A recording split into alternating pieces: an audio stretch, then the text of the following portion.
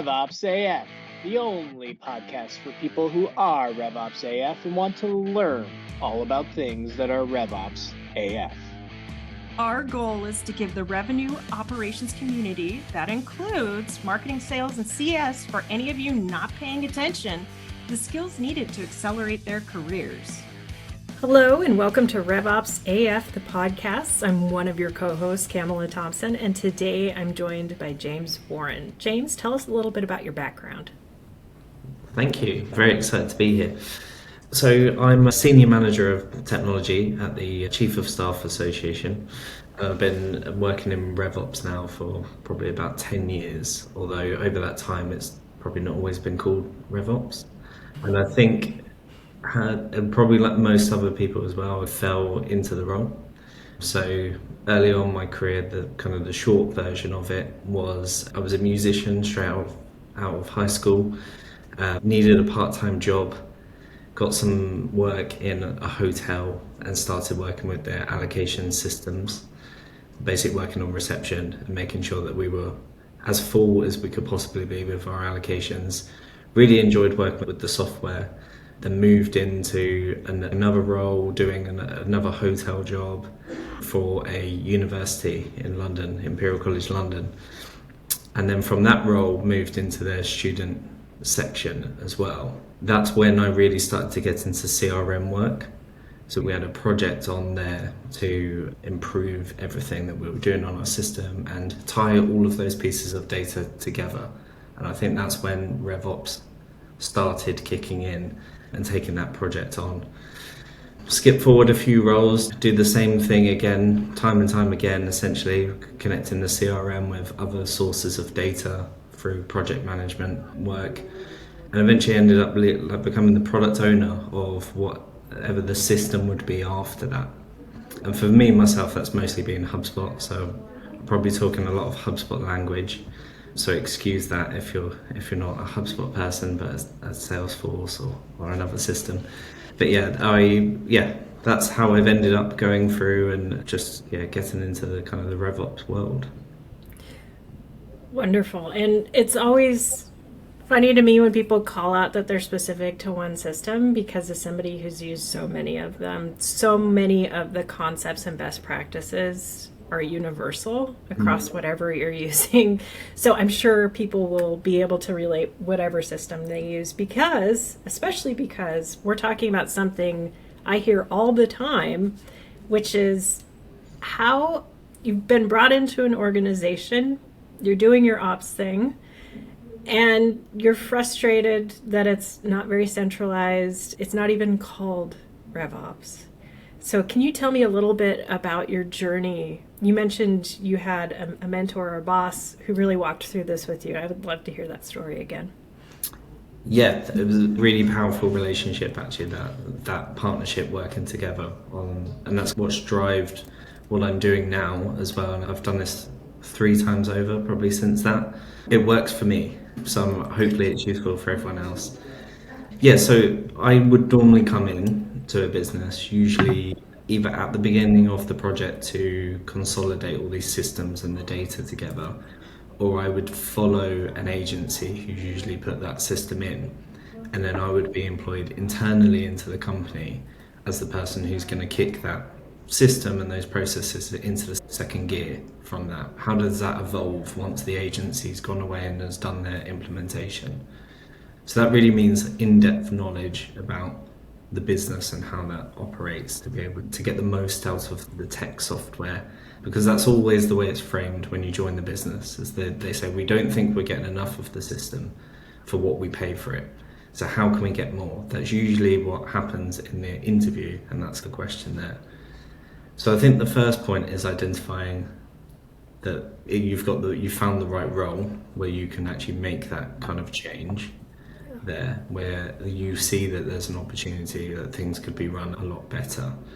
And that's a role that I found with a previous manager of mine. His name's Alex, I'll probably refer to him as Alex throughout this, just for it to be a bit easier for myself. And one of the first things we did was just sit down and map where this could be. Where could this go?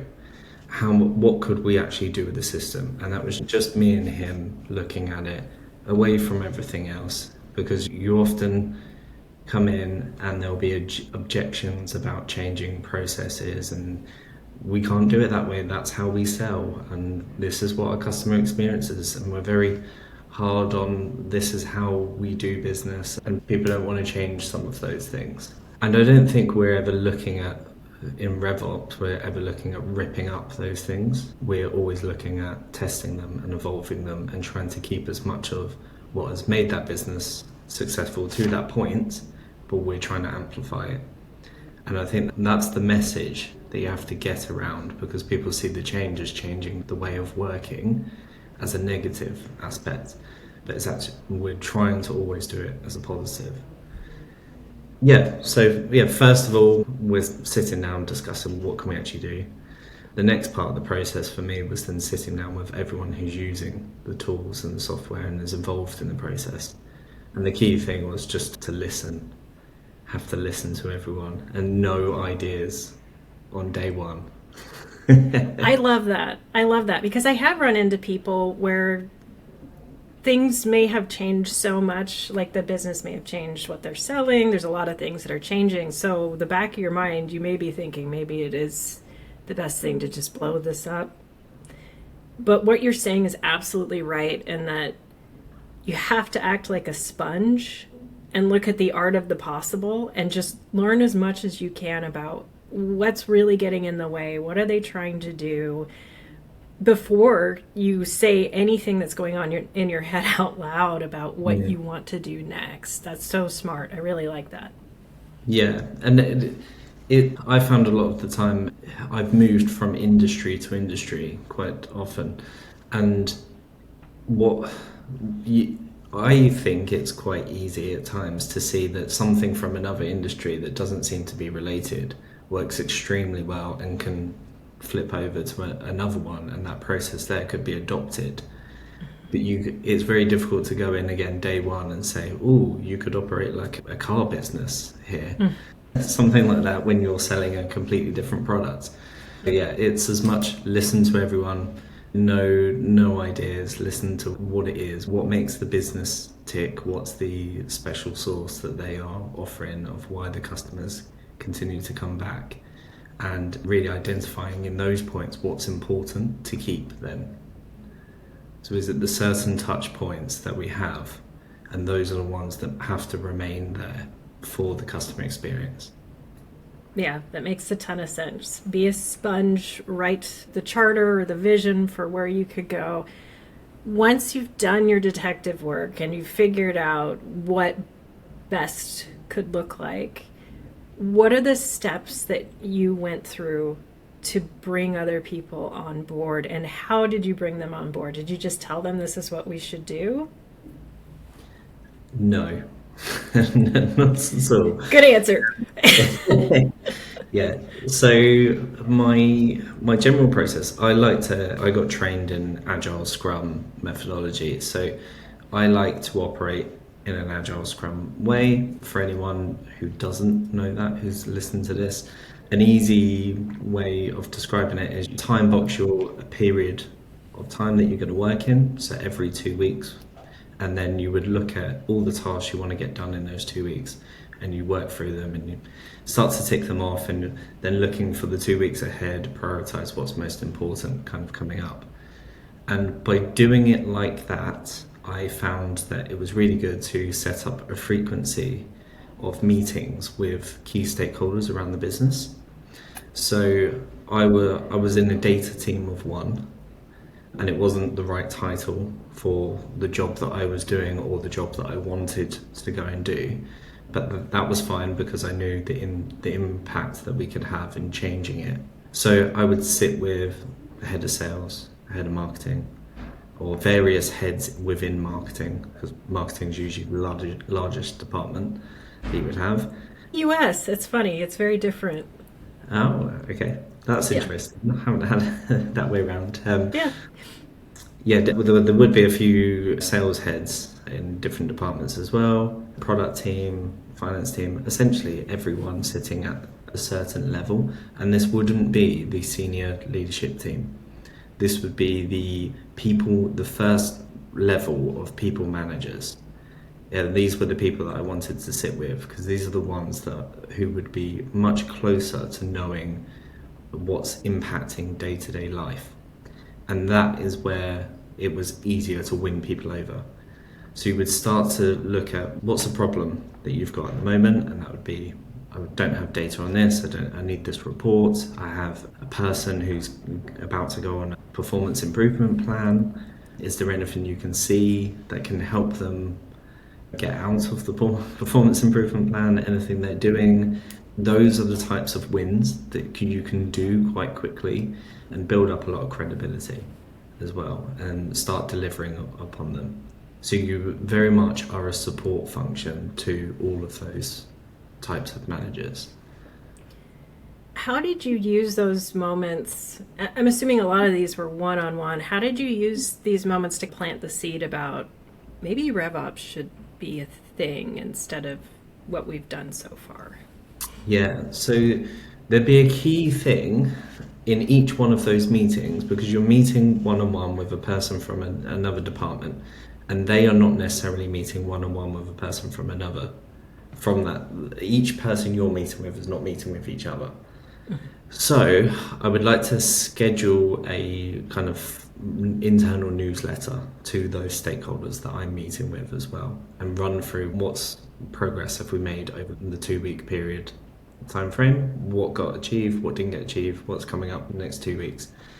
But in the conversations as well, as you're working through some of the plans with them, you would always bring it back to what's the person to the left and right of you doing, or upstream and downstream. So what impact is what the marketing manager wants to do, how's that going to impact the sales team? How's it going to impact the customer service team? And be bringing in the conversations there and using all the RevOps buzzwords around making sure we're all aligned and we're all pulling in the same direction and not stealing from each other as well. So that's where the seed starts to go in around it being RevOps.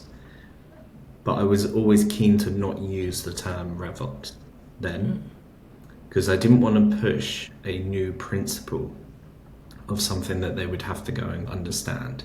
We all know it's hard enough to describe to someone what RevOps is, and it's different. It can be set up and configured differently in every business as well. So it needed to find out what it was within the business before you then put the label on it of saying, oh, this is RevOps in our business. And if we join all these things together, we'll call that RevOps. And there's lots of guidance online here of how we can do that. One thing you mentioned that I think too many of us use as an excuse of being too busy and avoid was that newsletter and circling back, reporting what's done and what's not done and what needs to be done next. I think so many of us skip that. Can you maybe sell some people listening in on why they have to take time to communicate back to the stakeholders?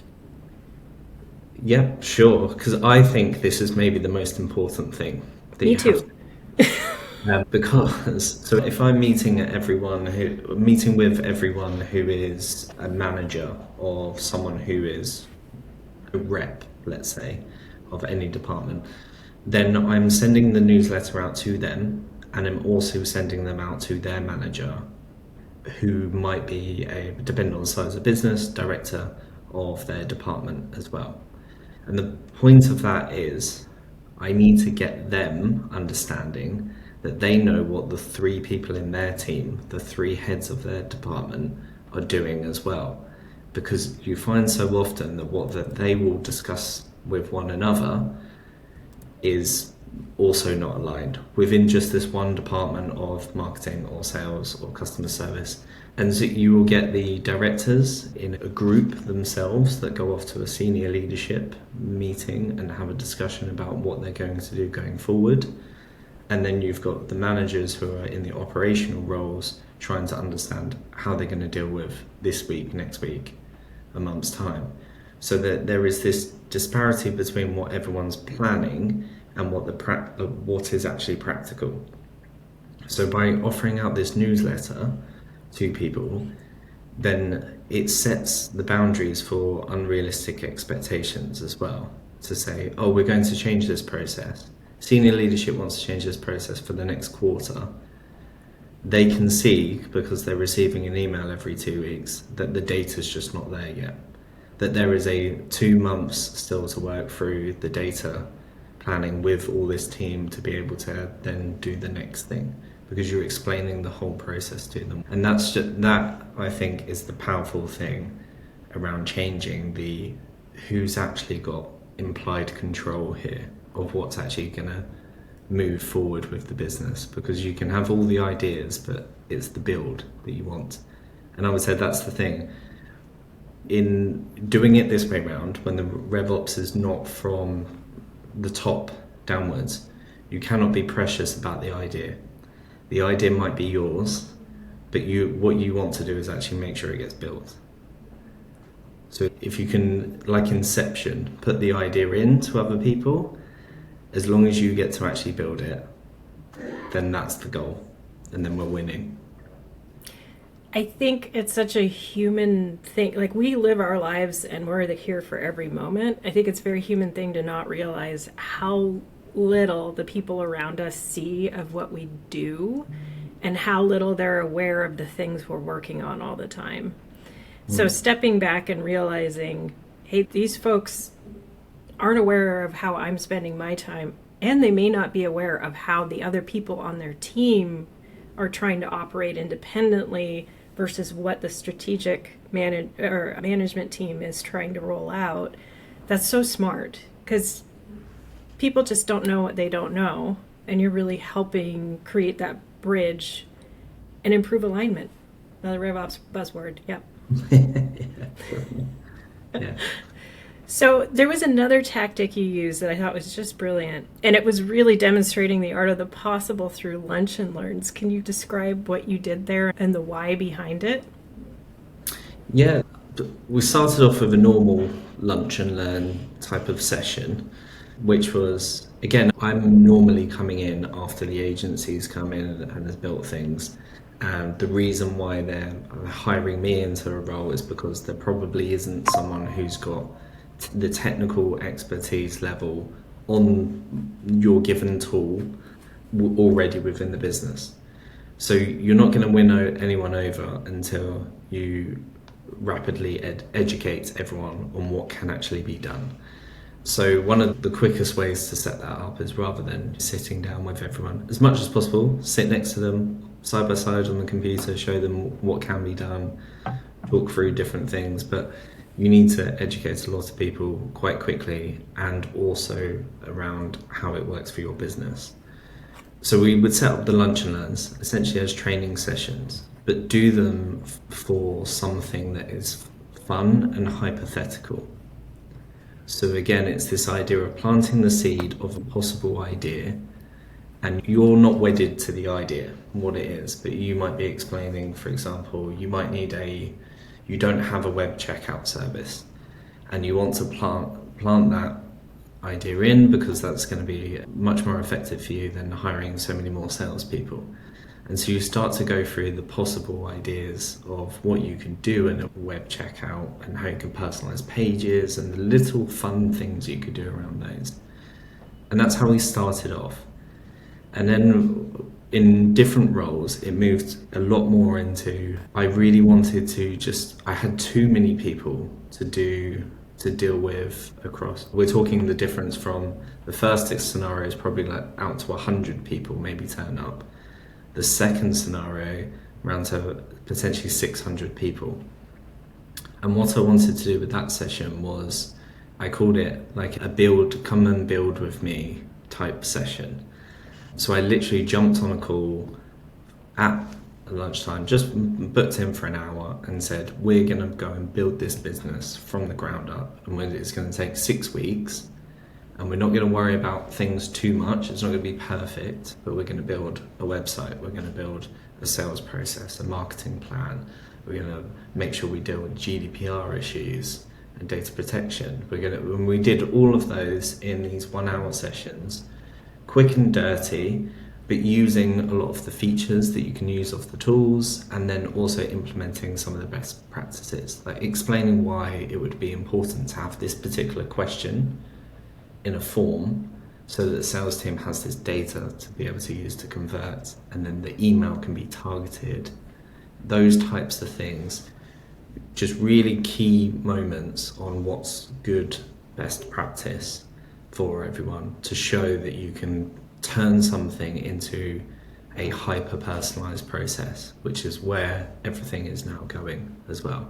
It's a long leap to get someone from using just a sales at inbox and replying to everyone individually to the future that's probably going to be AI personalized responses to customers about specific products and questions.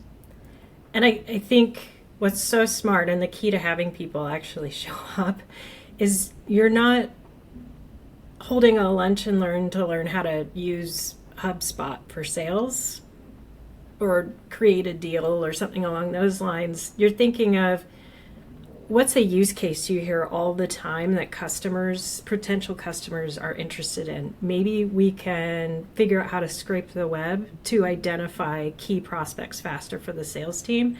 That's a lot more exciting for them than how do I create a deal. Now, you still have to do all the enablement around that and make sure people know how to do that. Hopefully the system's intuitive enough that they're not struggling too much. But I really like how you're looking for different business gaps and problems that people can get excited about if you can show how quickly they're solved. Yeah, and where this becomes really valuable is having that person who can help support you.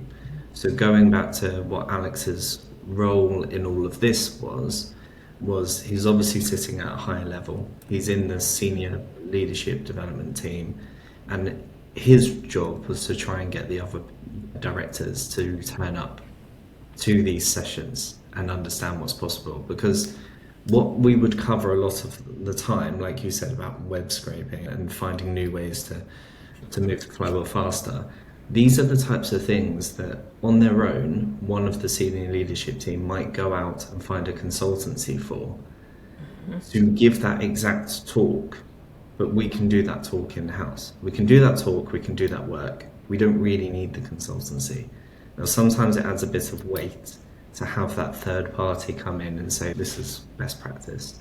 Because you will find the objections. Like I said, my role had like data management in the title.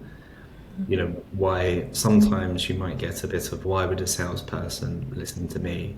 You don't know anything about sales, you haven't done sales. That would be the implied perception, but that's how you can get around it when you can get the senior management in and participating as well in the call. So particularly if you know because you've had good conversations with them and you know what their goals and objectives are, you can tailor the sessions towards them as well and get them hooked in. So if they turn up, all the little bits you can drop, there's small ideas about something that they could do to help them in particular is really helpful. So we've talked about the internal work you're doing, selling through these one-on-one meetings, your newsletter, the lunch and learns. There's just a lot of different ways the inception, planning ideas in a very helpful and healthy way. How did that kind of manifest at the senior leadership level? How did you guys learn that things were being talked about and capitalize on the work you're doing at the ground level? Yeah, so at some point it feels like it flips round, where it no longer feels like we're trying to change the status quo from the bottom, and then we've become the status. The way that we now work has become the status quo, and that really coincided with a budget. So new year, new budget, new ideas, what's going to happen for the next year, that type of thing. And with all of that, we pitched, let's have a discussion about how much budget we've got for the roadmap of the tech development, and then plan out what we were going to develop over the course of the year and when we could fit everything in from the requests of all these other departments and what they wanted.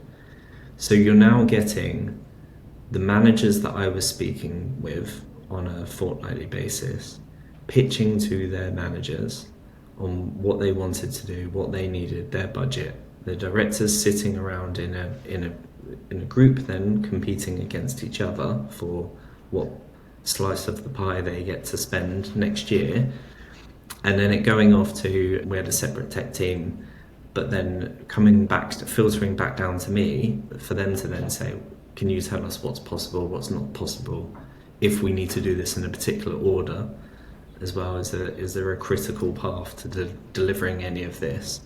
And then that's when you know that you have an opportunity there to then pitch RevOps as a department. That's your gateway in. If you don't see that opportunity come, or if you think it might have passed, you need to get back to that point and say that I don't need the budget.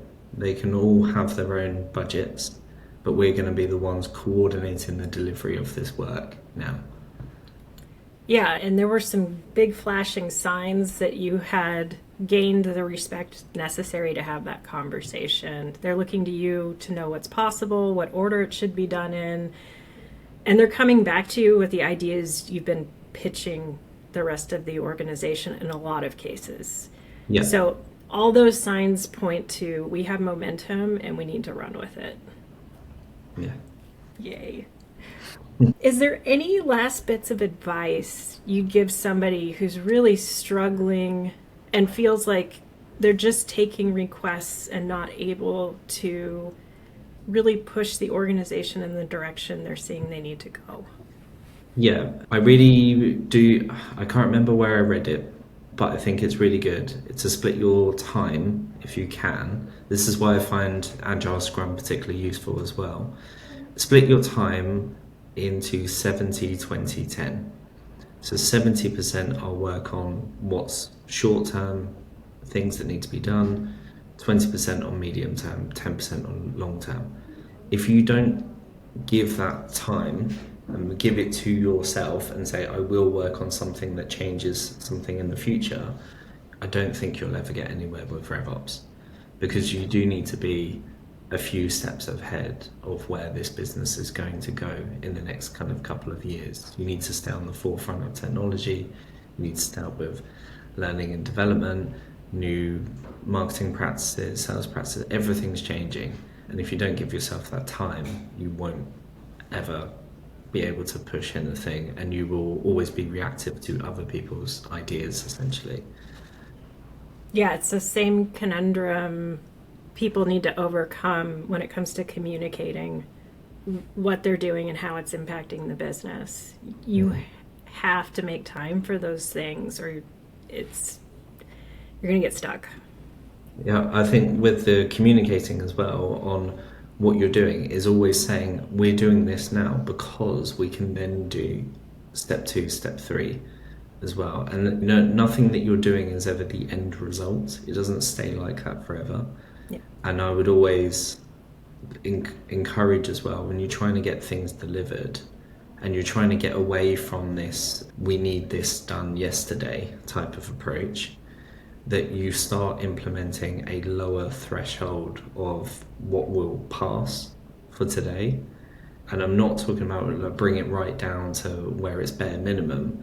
If you're waiting on things to be checked, the copy in an email before you can roll something out, I think there has to be a level where you go, this is good enough, and I will block some time in my diary for 2 weeks' time to come back and review it. So then I'll have at least a bit of data on it to then say, what should it be? Rather than just waiting on everyone as well, because you're also not the only person producing any of the work. You're always doing this in collaboration with everyone else. Love it. James, thank you for being on the podcast, and thank you for speaking at RevOps AF. It's coming up in June. We will be in London, and I'm really excited for your session, which dives into this and gives some really practical advice around how to put it in action. So thank you. And do you want to tell people where they can find you to network? LinkedIn, probably. I think it's /James A.T. Warren, just on my LinkedIn. But yeah, find me on LinkedIn. I'm quite active. And if you can like my post, because I've just been announced to run the London Marathon for HubSpot. So if you can like that and give me your support, that'd be much appreciated. Wonderful. We will include those links in the show notes. And thanks again. All right, thank you. Thanks so much for tuning in to today's episode, everybody. For more great content like this, join our community at RevOpsCoop.com and check out the links provided in the show notes. Keep it RevOps AF, y'all.